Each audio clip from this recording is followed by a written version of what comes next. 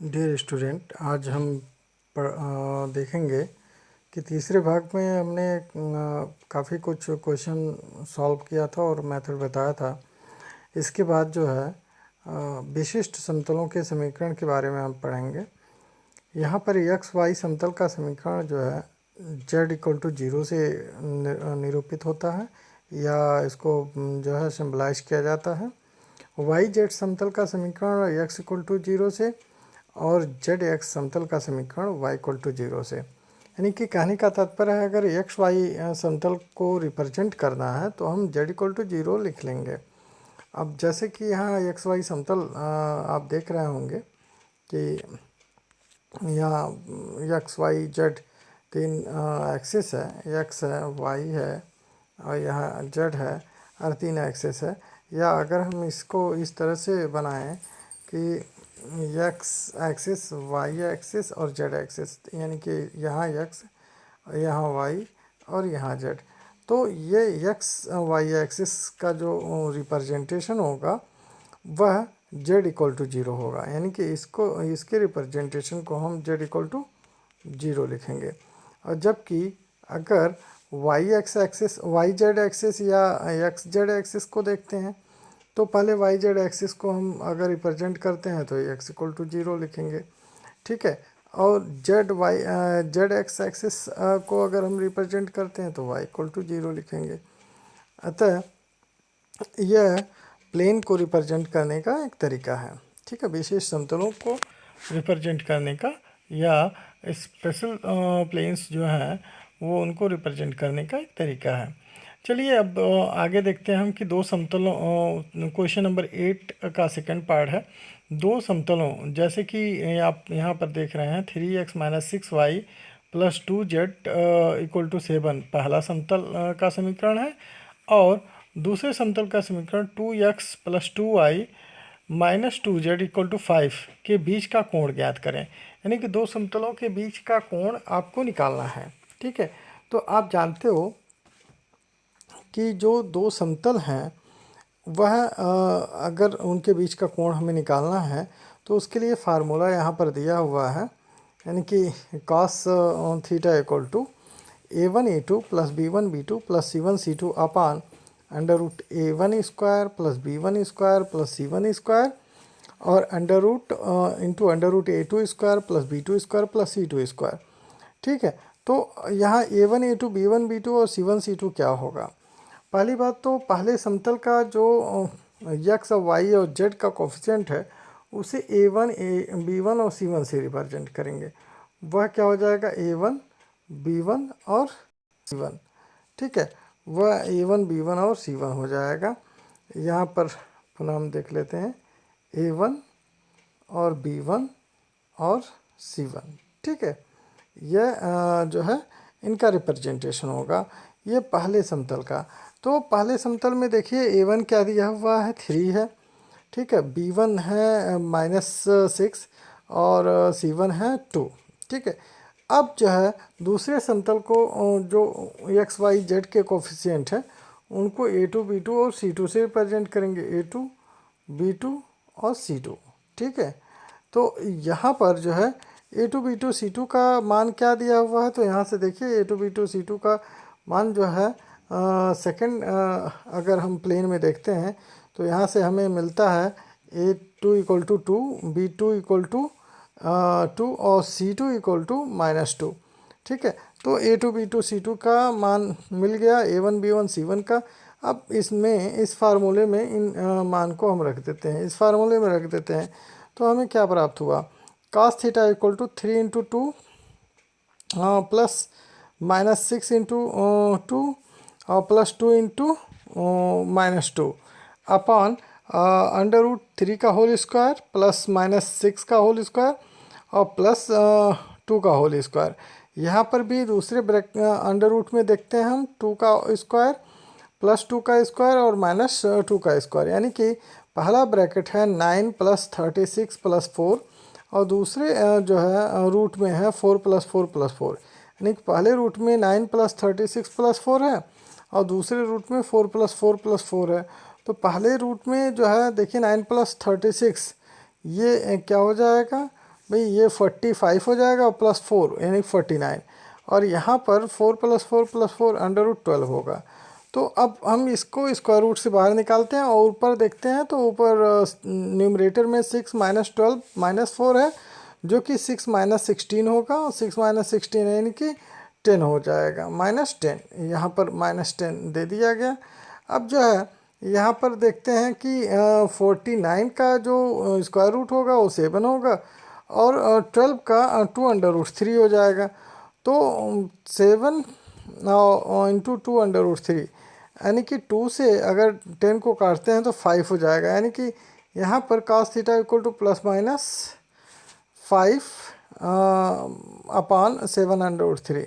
अतः यहाँ पर न्यून कोण लेने पर पॉजिटिव वैल्यू होगा। न्यून कोण मतलब पॉजिटिव, आपको मैंने बताया भी था तीसरे पार्ट में कि जब cos थीटा की वैल्यू यहाँ जो है पॉजिटिव आए तो एंगल न्यून कोण होगा। एंगल कौन सा होगा? न्यून कोण होगा।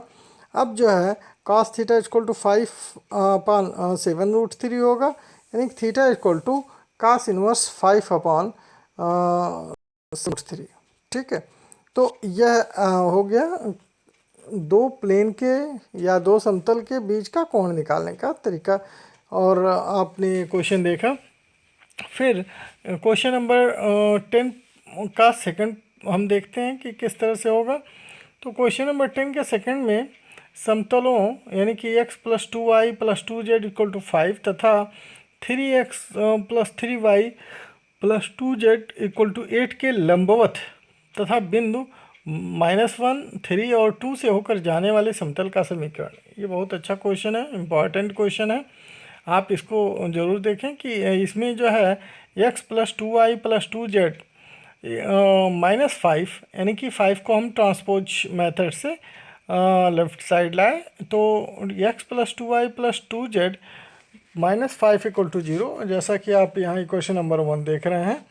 ठीक है, और इक्वेशन नंबर 2 में जो प्लेन का सेकंड है उसमें देखिए 3x + 3y + 2z -8 = 0, यह सेकंड इक्वेशन हो गया। अब इन दोनों के लंबवत हम देखते हैं और -1, 3 और 2 से होकर जाने वाले समतल का समीकरण निकालना है।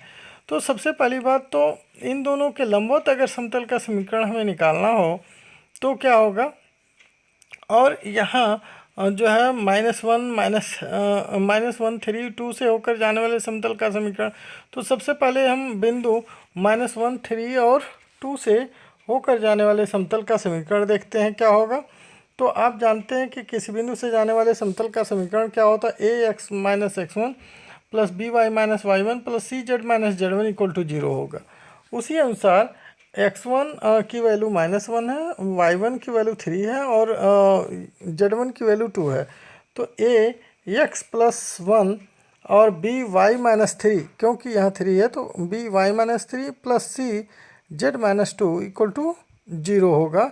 यह इक्वेशन है जो कि बिंदु -1, 3 और 2 से होकर जाने वाले समतल का इक्वेशन है। अब जानते हैं हम कि पहला और दूसरा समतल जो है वह क्या है, तीसरे के लंबवत होगा। यानी कि यदि समतल 3 जो दिखाया गया है, यानी कि समतल 3 1 तथा 2 के यानी कि परलंब होगा।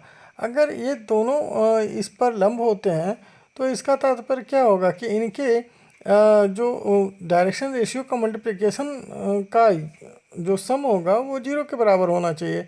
जैसे a1 a2 b1 b2 a1 a2 + b1 b2 + c1 c2 = 0। तो उस सापेक्ष हम देखते हैं कि तीसरा समीकरण और पहले समीकरण से, तो तीसरे समीकरण में डायरेक्शन रेशियो जो है ए बी सी है, जबकि पहले समीकरण में डायरेक्शन रेशियो क्या है, 1, 2 और 2 है।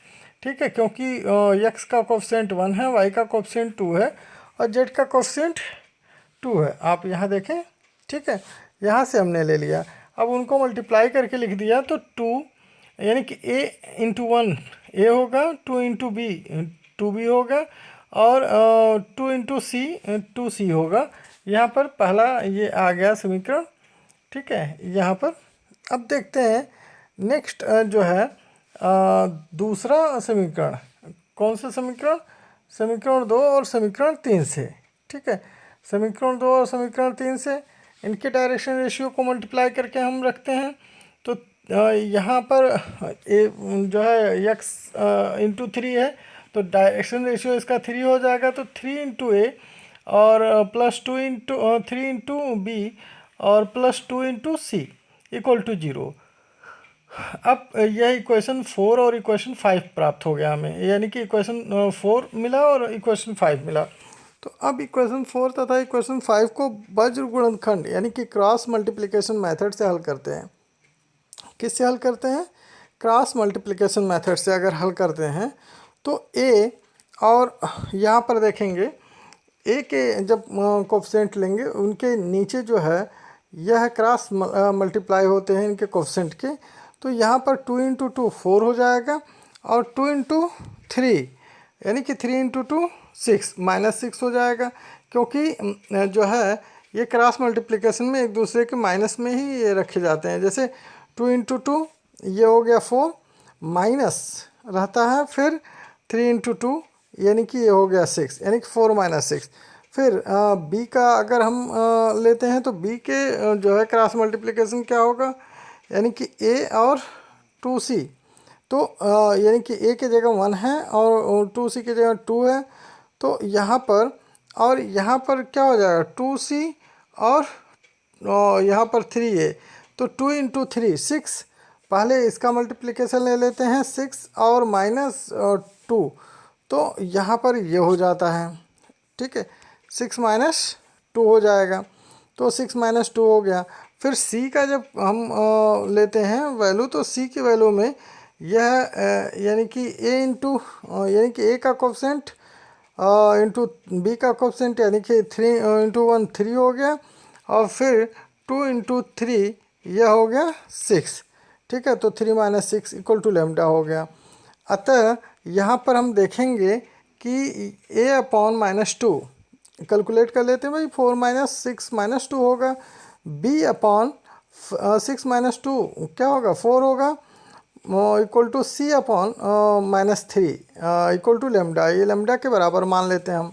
अब लेमडा की वैल्यू निकालनी है, पहले a की वैल्यू तो निकाल लेते हैं, इसमें से a की वैल्यू लेमडा के बराबर अगर हम रख देते हैं, a की वैल्यू यानी कि a अपॉन -2 को लेमडा के बराबर रख देते हैं, तो क्या हो जाएगा a इक्वल टू -2 लेमडा।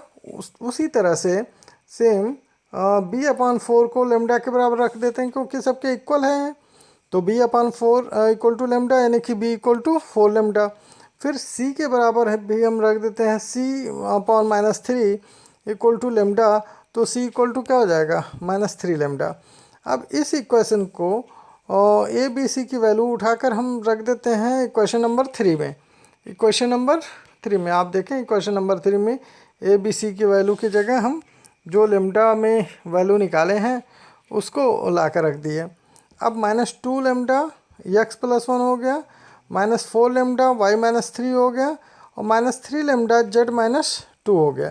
अब देखिए इसमें लेमडा कॉमन है, सब में लेमडा कॉमन है, और लेमडा कॉमन करके हमने काट दिया, यानी कि लेमडा को दूसरी तरफ ट्रांसपोज किया तो वो ख़त्म हो गया, 0 हो गया, ठीक है। या आप कह सकते हैं लेमडा 0 के इक्वल होगा नहीं, तो इस मेथड से भी आप इसको लेमडा हटा सकते हैं। अब जो है 2 से -2 से 4 से और 3 से ब्रैकेट में मल्टीप्लाई कर दिया हमने, यानी -2 से x प्लस 1 को मल्टीप्लाई किया, फिर 4 से y माइनस 3 को, और फिर जो है 3 से z -2 को मल्टीप्लाई किया। अब चलिए देखते हैं मल्टीप्लिकेशन में क्या आता है, -2x -2 प्लस 4y और 4 3 12 -12 एंड -3z प्लस 6, ठीक है। ये ब्रैकेट खुलेगा तो साइन चेंज हो जाते हैं, तो -3z प्लस 6 इक्वल टू 0। अब इसको ज़रा हम कैलकुलेट कर लेते हैं, 2x प्लस 4y और -3z, और यहाँ पर हो गया कि -12 -2 14 हो गया, -14 प्लस 6। चलिए इसको सब्ट्रैक्ट करते हैं, तो -2x प्लस 4y -3z और -14 प्लस 6 हुआ, यानी कि इसको हम जब सब्ट्रैक्ट करते हैं और उसके बाद माइनस कॉमन कर लेते हैं, तो जब माइनस कॉमन करेंगे तो यहाँ पर माइनस देखिए कॉमन हो गया 2x माइनस 4y, ब्रैकेट में है 2x minus 4y plus 3z और माइनस 8। जहाँ माइनस था वहाँ प्लस हो जाएगा, जहाँ प्लस था वहाँ माइनस हो जाएगा, क्योंकि माइनस कॉमन कर लिया गया। अब माइनस यहाँ चूँकि जो है ये 0 के बराबर है, तो माइनस जो है यहाँ से हट जाएगा और ये क्या आ जाएगा 2x minus 4y plus 3z plus 8 equal to 0। यही रिक्वायर्ड जो है इक्वेशन होगा, required equation of plane, required equation of plane होगा, यानी कि अभीष्ट समतल का समीकरण होगा, जो कि समतल पहले और दूसरे के पैरेलल होगा, पहले और दूसरे के परपेंडिकुलर यानी कि लंबवत होगा, पहला और दूसरे समतल के लंबवत, तथा 1-1 3 और 2 से होकर जाने वाले समतल का समीकरण कहलाएगा। ठीक है, तो आप देखें इस तरह से यहाँ पर समतल का समीकरण निकल गया। ठीक है, आज के लिए इतना ही, धन्यवाद।